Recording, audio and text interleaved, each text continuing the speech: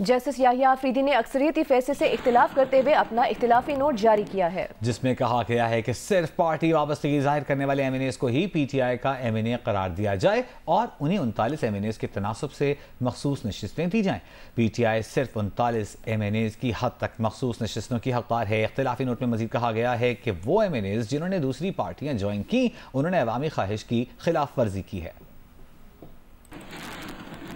Sunni Ittihad Council does not fulfill the conditions prescribed for a political party under the enabling provisions of the Constitution of Islamic Republic of Pakistan and the law to be allowed allocated reserved seats for women and non-Muslims in the National Assembly or the provincial assemblies.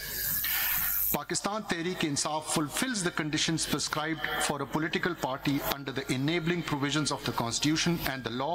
to be allowed allocated reserved seats for women and non-Muslims in terms that a candidate for a seat in the National Assembly or the Provincial Assembly who in his or her nomination paper has declared on oath to belong to PTI and duly submitted a certificate of the same political party confirming that he/she is the nominated candidate of PTI for the respective constituency shall remain so